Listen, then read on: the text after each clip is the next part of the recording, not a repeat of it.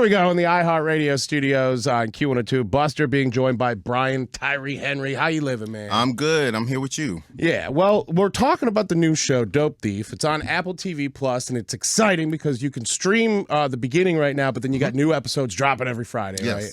Yeah. What I like about this, we've got so many shows, so many movies that are all over Philadelphia, and this has some Philly influence, right? Oh, it's not just influence. It's in Philly. Like, it takes place all in Philly. Every location, every corner, every alley is Philly.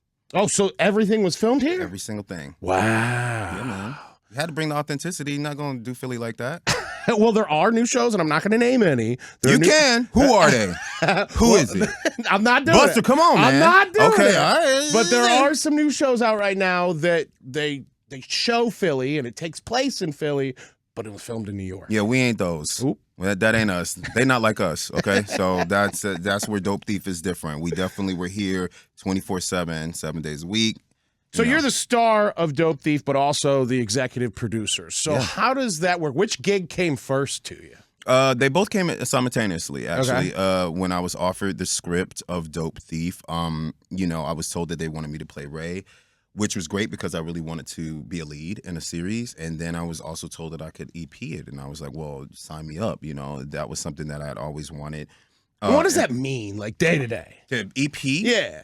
It's a few things, especially being an actor. Most times when they have you as an actor as an EP, it's usually just by name. You know what I mean? But I'm not that guy. Like, I really wanted to be in there. I really wanted to know what the costumes were doing, what the locations were. I wanted to be the bridge between the cast and the producers in the studio. I wanted to make sure that I was the bridge between the communities as well as the show.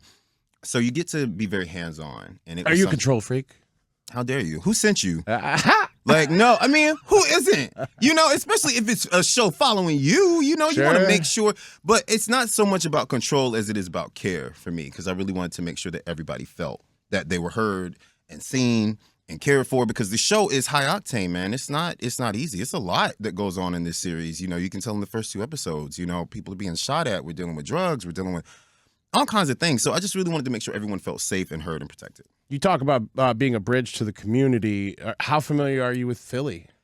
Well, how does that work? I lived in New York for almost 12 years, and I have a lot of great peers that were here in Philly. So I used to come to Philly on the weekends, hang out in the streets every once in a while. But I had a lot of respect for Philly. So it was interesting to come back and, as an adult leading the show, to be like, wait, there's museums in Philly, man? Wait, hold on. There's there's all kinds of so it was really amazing.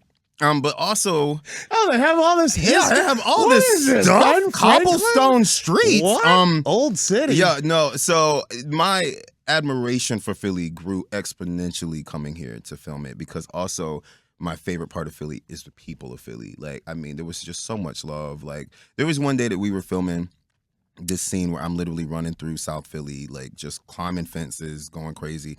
And it was Girl Scout cookie season. And so the neighbors came out, and she asked if we wanted Girl Scout cookies. I was like, why don't you post up? Like, in between takes, why don't you just sell? And like the whole crew bought all these Girl Scouts. And I was like, that's what I like about Philly. That's what I like about the communities of Philly, is that I always wanted each community and every person in Philly to feel like they had a hand in the show. I'm going to pause you there. You talk about Girl Scout cookies in Philadelphia. What have I opened, man? No, you did. You opened up something, because I discovered this whole controversy about Girl Scout cookies just last week. What controversy? Did you know that there are 2 different companies supplying the cookies for Girl Scout cookies, and based on the city that you live in is the type that you're getting? So, for example... What? Bro, I'm deep in the game. You see, I'm sitting up in my seat. Right, listen. You've heard of, like, Samoas, right? Yeah. Okay. Which we're not supposed to call them that anymore. No, that's not true. Well, really? That didn't get canceled or something. Okay, I didn't know. No, it's not what it is. Okay. It's that there's another company that supplies the Samoas. So if you're in certain cities, they do call it Samoas still. Okay. Here in Philly, Caramel Delights. Caramel Delights, yeah. That's not the real Johns. But aren't they the real Johns? Because it's still the same coconut flavor. I looked up the recipe. You know what's crazy? More butter down in Delaware. So you're telling me that there's like a Dope Thief within Girl Scout cookies? Like, there's a whole there's a Girl Scout cookie trap house with just like different chemicals and products. Ain't that something, man? Oh man, we got to make it. It all comes full circle. That's of course, hilarious. Dope Thief already kicked off on Apple TV Plus. Now you drop a new episode every Friday, right? So how does this work? So Like you leave us on the edge of our seat. Absolutely. We're taking it back to how TV used to be, right? Remember, you used to have to wait a week and see new episodes every week, and you came together, everybody, you dropped everything and went to see your favorite show. Which the whole family. The whole thing. Now, I will say Dope Thief is a family show in a way, because it is about Ray and his family, like his best friend, but we're just robbing trap houses and being violent. Some families. Hey, look now, come on, like some families. So, but yeah, it comes out every Friday. The premiere was March 14th, so last Friday we dropped 2 episodes, and then you'll get new episodes every Friday on Apple TV Plus. You've had some big roles, and you've been a part of some huge projects like This Is Us and The Joker, and White Boy Rick. I love that movie, by the way. I had a feeling you would. Yeah. I had a feeling, Buster. But how does something like this, a series where you're an EP, compare to being a part of a big movie? What's the difference? One, I had a very special opportunity because the very first episode is written by a major movie director, Ridley Scott. Yeah. So I got to watch that process and work with one of the legends and just bringing it to smaller screen. I think all of us who came to this show were used to the big screen because Peter Craig wrote The Batman and some of the Hunger Games and Top Gun Maverick, and I'd been coming from doing films as well. And actually, when I got this show, I was kind of over television. I had gotten offered this series. What do you mean by that? Because I had gotten offered this series right when I had finished the last season of Atlanta, which had 4 seasons, and then I went straight into another episodic show called Class of '09. And so at that point, I was just like, TV is a different beast. You're doing maybe 8 to 10 episodes. You are shooting different episodes at different times. Your characters are growing in a different way, whereas a movie, it's beginning to end, right? Like you have what's there. And a series is almost like you're making a movie every day.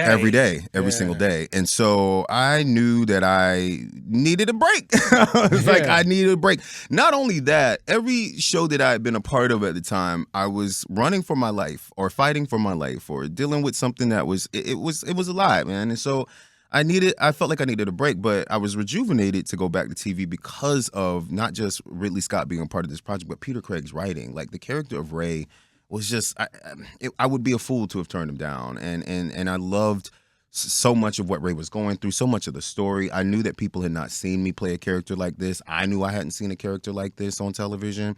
And then to be offered the EP position, which I felt like I've been doing in a lot of the things I had been a part of anyway. I've been creating my characters, building and developing them.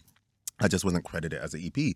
So for them to come in and be like, hey, we really want to have your flavor. We really want this to follow you, Brian. We want to acknowledge you. Yeah, that's exactly what it felt like. It felt like an acknowledgement. So I couldn't turn it down. And I'm really grateful. It was one of the best and hardest things I've ever done, but it was one of the best milestones in my career. Truly, it really, really is. And hopefully that's what viewers see when they watch it and what they feel, because it was truly an amazing experience. I'm also just excited to see Philly. Yeah, oh my God. Philly's become a character in all these shows. Philly is a character. It's interesting because I realized that most of the characters I played in my career are all natives of the city that the show or movie takes place in. So like with Atlanta, my character was born and raised in Atlanta, and Causeway, my character was born and raised in New Orleans.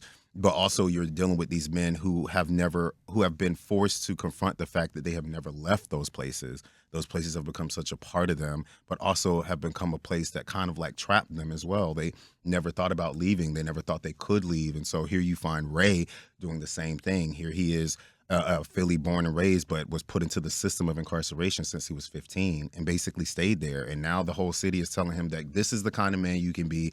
This is what you can do. This is what you can't do. And now you meet him in this show of him trying to figure out how to be a man in this city that raised him and also trapped him at the same time.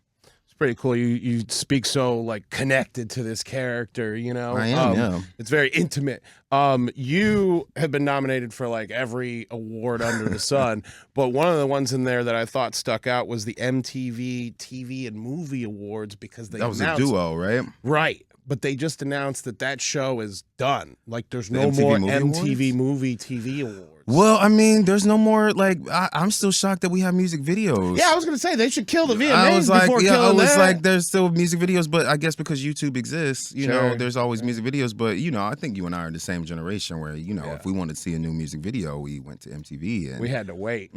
Yeah, we had to like, and the production value. Remember making the video? Do you remember that show that they had back in the day? Remember what? Making the video, things like that. Like, Even like the little clip that would air before a video, it would be like spanking new music. Yeah, it would have man. like a little joint, and like it was a little... like music videos 24 hours a day. Yeah. Well, do you remember the box? Oh, when you called in? Yeah, I remember the box was it. What did you ever call in? Hell yeah! What my was the parents music were video? pissed. What was the music video you requested all It the was time? Nelly, Country Grammar.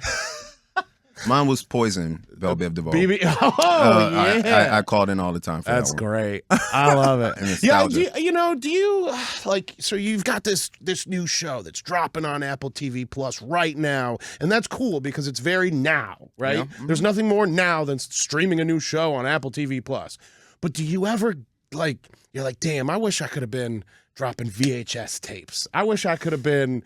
You know, like in different areas of what you do. I was having this moment not too long ago because at one point in my life, I think like most of us, we made a decision to get rid of our DVDs. Yeah. And I regret it to this day. 1000%. Because I was like, I missed the box set, man. Like I Well, missed... it got to be, because I had a conversation with a friend of mine just recently. It got to be real trashy to have your DVDs. Well, yeah, because like they're all stacked up, man, and then the boxes tear, and then some are out of order and stuff. And that's what was fun about Netflix, because then you could get a DVD in the mail, and when you were done with it, you could send it back unless Netflix sent you the DVDs out of order. That happened to me when I was deep in Lost, and they sent me Volume 3 before Volume 2, and I was pissed for 2 weeks because you had to mail it back. But anyway, wow, that sounds like when the dinosaurs. Yo, man, it was like, I was like, how can you send me disc 3 before disc 2? Like, oh man, but I loved it because you had special features, you had the artwork, you had the commentary. There's something, yeah, like holding it, right? Like holding it and looking at the picture. Yeah, I used to work at a Blockbuster.